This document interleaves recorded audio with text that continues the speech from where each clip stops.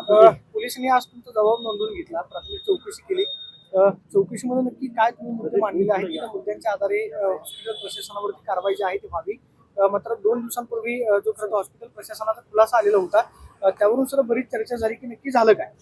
काय प्राथमिक चौकशीमध्ये तुम्हाला विचारण्यात आलेलं आहे तुम्ही काय माहिती? जी माहिती आम्ही सुरुवातीपासून देतोय तुम्हाला, तीच माहिती आम्ही पोलीस प्रशासनाला दिली.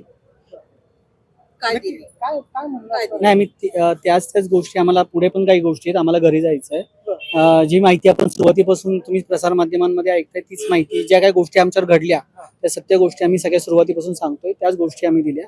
दुसरी गोष्ट, आम्ही मुख्यमंत्र्यांना भेटलो. मुख्यमंत्र्यांनी सांगितलं हा प्रकार खूप असंवेदनशील असून त्याच्यावरती नक्कीच कारवाई होईल आणि भविष्यात अशा तनिषा घडणार नाही याची खबरदारी घेतली जाईल. सगळ्यात महत्त्वाचं म्हणजे पोलीस तक्रारीमध्ये विशेषतः डॉक्टर किंवा तिथले कर्मचारी जे आहेत त्यांचा उल्लेख असणं आवश्यक आहे का, किंवा तुमचा जो रोष सुश्रीत प्रशासनावरती होता त्यांची लेखी तक्रार तुम्ही त्या जबाबामध्ये तुम्ही काय स्पष्टपणे त्यांच्याविषयी म्हटलंय? हा सगळा प्रशासकीय विषय असून आमचा कुठला हॉस्पिटल किंवा काय म्हणजे एखाद्या हॉस्पिटल किंवा एखाद्या व्यक्तीवर नाही, तर जे आमच्यावर घडलं त्या गोष्टीवरती रोष आहे, त्या व्यवस्थेबद्दल रोष आहे. नाही मग कारवाई कोणावरती होणार? मग जर व्यवस्था असेल तर व्यवस्थेतले कोणतरी असेल ना, मग कारवाई नक्की कोणावरती व्हावी? आपण गेले 4-5 दिवस ज्या काही गोष्टी बघतो तर तुम्हाला सगळ्या आपल्या अख्ख्या महाराष्ट्राला माहिती.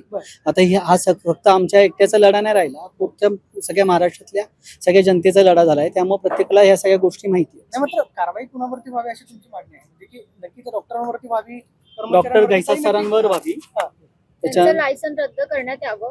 आणि आम्ही मुख्यमंत्री साहेबांना भेटलो आहे, त्यांनी आम्हाला आश्वासन दिलेलं आहे की तुम्हाला आम्ही न्याय मिळवून देऊ, योग्य ती कारवाई करू. म्हणजे डॉक्टर जयसासांवर कारवाई व्हावी, मात्र दीनानाथ मंगेशकर हॉस्पिटलवर काही कारवाई होऊ नये असं तुमचं म्हणणं आहे? नाही, जे ते सगळं ते कोऑर्डिनेट होतं ना, त्या सगळ्याशी त्या सगळ्याशी संलग्न होतं ना. दीनानाथ मंगेशकर हॉस्पिटल याच्याबरोबरच डॉक्टर जयसासांवर आणि ज्या प्रकारे नागरिकांना व्यतीत जाणाऱ्या प्रत्येक डॉक्टरांवर कारवाई व्हावी असं तुमची मागणी आहे?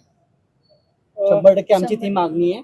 आणि आम्ही देवेंद्र फडणवीस सरांना विनंती केली ते पूर्ण हॉस्पिटल धर्मदाय हवं आणि प्रत्येकाला तिथे योग्य उपचार मिळावेत भविष्यात, या गोष्टी आम्ही विनंती केलेली आहे. आणि साहेबांनी आम्हाला न्याय मिळवून देण्याचे आश्वासन दिलेलं आहे. असा एक शेवटचा प्रश्न आहे, तुमच्या वहिनींच्या अनुषंगानं काही प्रश्न जे आहेत उपस्थित केले जात आहेत, विशेषतः मेडिकल त्यांना काही त्रुटी होत्या का? कारण अशी माहिती मिळते की कॅन्सर होता किंवा काय ह्यावरती बोलणं झालेलं आहे आणि आमचा राग हा त्या दिवशीसाठीचा आहे ना की त्याच्या आधीचा.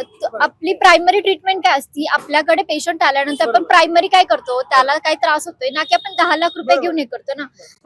दिवसाचं हे करू नका, लोकांची दिशाभूल करू नका. तुम्हाला एवढं हे करायचं, तुम्ही त्या दिवसाचं सांगा, त्या दिवसाचे सीसीटीव्ही दाखवा. आणि तुम्ही का नाही कुठलं हे केलं? पेशंट तुम्ही म्हणताय क्रिटिकल होता, सगळ्या गोष्टी होत्या ना, मग तुम्ही का नाही केलं काही पेशंटला? तुम्ही साधी सुई लावली का पेशंटला? तुम्ही साधं तुमच्याकडे इंजेक्टेबल दिलं का, गोळी दिली का, काय दिली तुम्ही स्वतःकडनं, हे तुम्ही सांगा आणि नंतरच्या बाकीच्या गोष्टी हे करा. शेवटचा काही प्रश्न, मुख्यमंत्र्यांनी हॉस्पिटलवरती कारवाई करण्याचं आश्वासन दिलंय, आम्हाला मुख्यमंत्री न्याय देण्याचं आश्वासन दिलेलं आहे.